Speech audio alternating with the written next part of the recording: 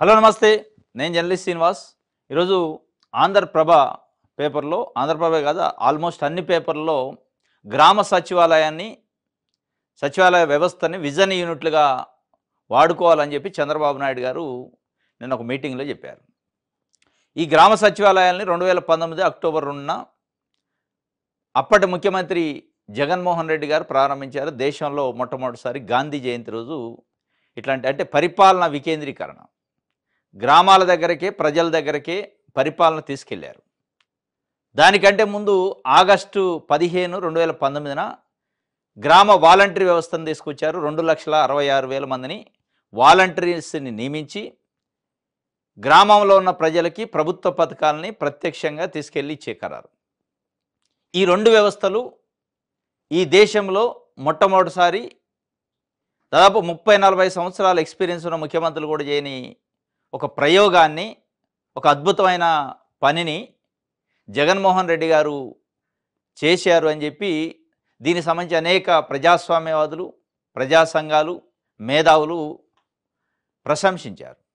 దీనిపైన గడిచిన 5 సంవత్సరాలు ఇప్పుడు కూడా తెలుగుదేశం పార్టీని సమర్థించే మీడియా, చంద్రబాబు నాయుడు గారు, లోకేష్ గారు పదే జగన్మోహన్ రెడ్డి విధ్వంసం చేసిండు. 5 సంవత్సరాలు మొత్తం రాష్ట్రం విధ్వంసం అయిపోయిందని చెప్తా ఉన్నారు.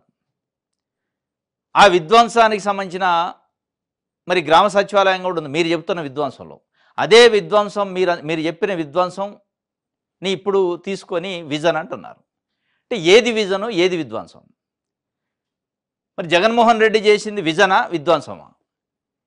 ఇప్పుడు తెలుగుదేశం పార్టీ కూటమి ప్రభుత్వం అమలు చేస్తున్న దాదాపు చాలా స్కీమ్స్ నవరత్నాల పేరుతోని వైఎస్ జగన్మోహన్ రెడ్డి గారు అమలు చేసిన స్కీమ్సే. అది అమ్మఒడి నుంచి తల్లికి వందనం, రైతు భరోసా నుంచి అన్నదాత సుఖీభవ, వాహన మిత్ర నుంచి ఆటో అన్నల సేవలు, ఆటో డ్రైవర్ల సేవలు, ఇట్లా ప్రతిదీ కూడా జగన్మోహన్ రెడ్డి గారు అమలు చేసినాయి. అవి అంతకుముందు ఉమ్మడి రాష్ట్రంలో అయితేంది, విభజిత ఆంధ్రప్రదేశ్లో అయితేంది 3 సార్లు ముఖ్యమంత్రిగా చేసిన చంద్రబాబు నాయుడు గారు ఎప్పుడు ఈ గ్రామ సచివాలయం గురించి ఆలోచించలే, గ్రామ వాలంటరీ గురించి ఆలోచించరా, రైతు భరోసా గురించి ఆలోచించరా, అమ్మ వడి గురించి ఆలోచించలే, గోరు ముద్ద గురించి ఆలోచించలే, దీవెన, విద్యా కానుక వీటి గురించి ఎప్పుడు ఆలోచించలే. ఇప్పుడు అమలు చేస్తున్నారు.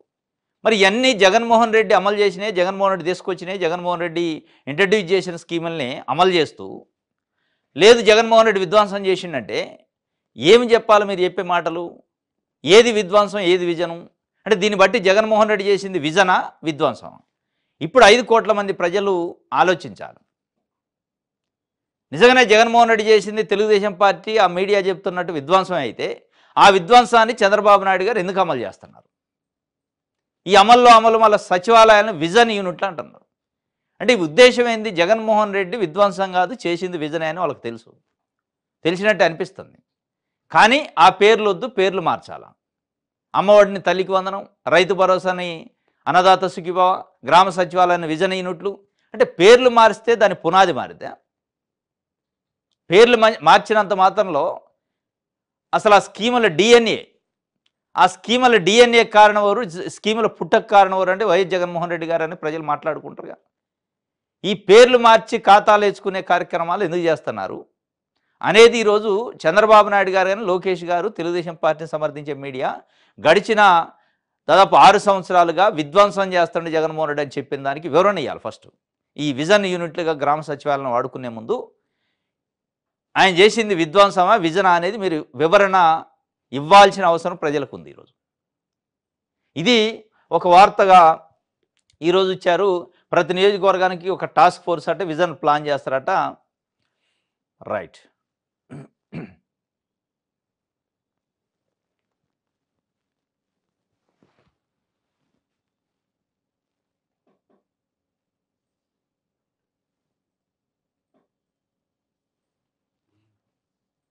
పేపర్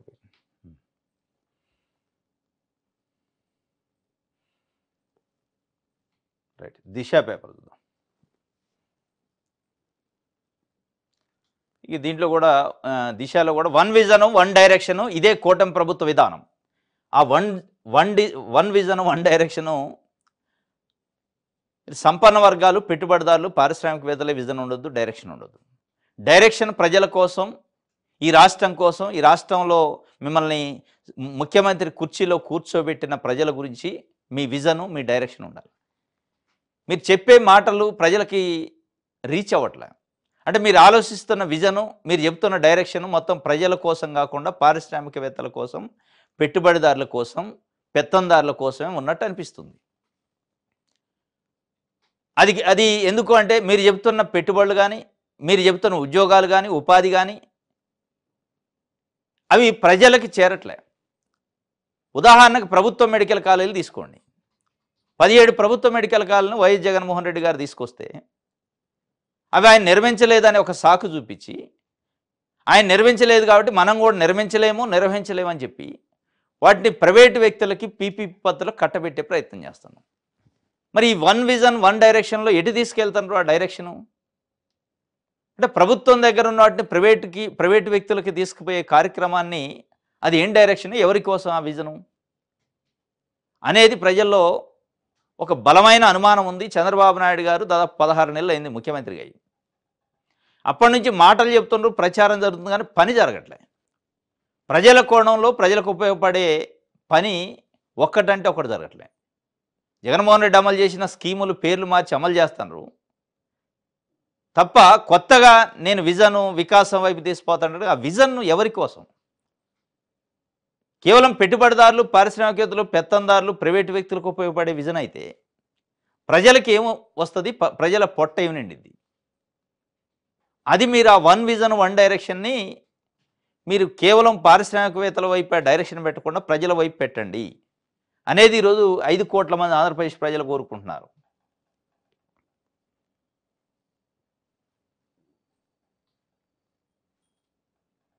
రైట్, సాక్షి చూద్దాం. యువతే లీడరు, సమాజంలో యువత విద్యార్థుల పాత్ర అత్యంత కీలకం అని చెప్పి వైఎస్ జగన్మోహన్ రెడ్డి మాజీ ముఖ్యమంత్రి గారు చెబుతున్నారు. మంచి రాజకీయాలకు విద్యార్థి దశ నుంచే బీజం. ఓ నాయకుడి గురించి కాలర్ ఎగరేసుకొని చెప్పేలా ఉండాలి. మనం మార్చకపోతే ఈ వ్యవస్థ మారదు. చూసి చూడనట్లు వదిలేశామంటే ఎప్పటికీ ఇలాగే ఉంటుంది. విద్యార్థుల భవిష్యత్తును అద్భుతంగా తీర్చిదిద్దేలా మొట్టమొదటిసారిగా అడుగులు పడింది మన ప్రభుత్వంలోని. ఇంగ్లీష్ మీడియం స్కూళ్ళు, నాడు నేడుతో కార్పొరేట్కి ధీటుగా ప్రభుత్వ స్కూళ్ళు, విద్యా దీవెన, వసతి దీవెన కోసం 16,800 కోట్లకు వ్యయం చేశాం. మన పిల్లలు ప్రపంచంతో పోటీ పడేలా కరికులం అని చెప్పి జగన్మోహన్ రెడ్డి గారు నిన్న విద్యార్థి అంటే వైఎస్ఆర్సీపీ విద్యార్థి విభాగంతో ఒక మీటింగ్ పెట్టారు. దాంట్లో యువతే లీడరు, సమాజంలో యువత విద్యార్థుల పాత్ర అత్యంత కీలకం అన్నాడు. దాంట్లో భాగంగా గడిచిన 5 సంవత్సరాలు ఆయన ముఖ్యమంత్రిగా ఉన్నప్పుడు విద్యార్థుల కోసం, యువత కోసం, విద్యా వ్యవస్థ కోసం చేసిన పనులు చెప్పిండు. వాస్తవంగా ఆ వ్యవస్థ గురించి అంటే జగన్మోహన్ రెడ్డి గారు తీసుకొచ్చిన కరికులం చేంజ్ కానీ, ఇంగ్లీష్ మీడియం కానీ, సిబిఎస్ఈ సిలబస్ కానీ, టోఫెల్ ఇట్లాంటి వాటికి ట్రైనింగ్ ఇవ్వటం కానీ, ఇవన్నీ విద్యావేత్తలు, మేధావులు, సోకాల్డ్ ఇంటలెక్చువల్స్ ఎవరైతే ఉన్నారో వాళ్ళు ప్రశంసించారు. వాస్తవంగా అదే విద్యా వ్యవస్థ ఇంకొక 5-10 సంవత్సరాలు నడిచి ఉంటే ఆంధ్రప్రదేశ్ విద్యా వ్యవస్థలో, విద్యా రంగంలో నెంబర్ 1 పొజిషన్కి పోయి ఉండేది అని చెప్పి విద్యారంగ నిపుణులు చెప్తున్నారు. దేశంలో నాకు తెలిసి మొట్టమొదటి ఒక ప్రయోగం ఇంగ్లీష్ మీడియం ప్రభుత్వ స్కూళ్ళలో curriculum change, practical కరికులము, CBSE syllabus, అంటే ఇంటర్నేషనల్ స్థాయిలో కూడా కాంపిటీషన్ తట్టుకునేలాగా పిల్లలను తయారు చేసే ఒక పునాది పడింది. ఆ పునాది 5 సంవత్సరాల్లో కొంచెం ఇంప్రూవ్ అయ్యే దశలో ప్రభుత్వం మారింది. ఆ పునాది వేసినప్పుడు కూడా ఇప్పుడు సోకాల్డ్ జర్నలిస్టులు అని చెప్పుకుంటున్న పత్రికలు, టీవీ ఛానళ్ళు, మేము ఈ రాష్ట్రాన్ని వికాసం వైపు తీసుకుపోతామని చెప్తున్న నాయకులు, పార్టీలు ముప్పిట దాడి చేశారు. ఎస్సీ, ఎస్టీ, బీసీ అట్టడుగు వర్గాలకు సంబంధించిన పిల్లలు ఇంగ్లీష్ మీడియం విద్యను చదువుతుంటే విషం కక్కారు.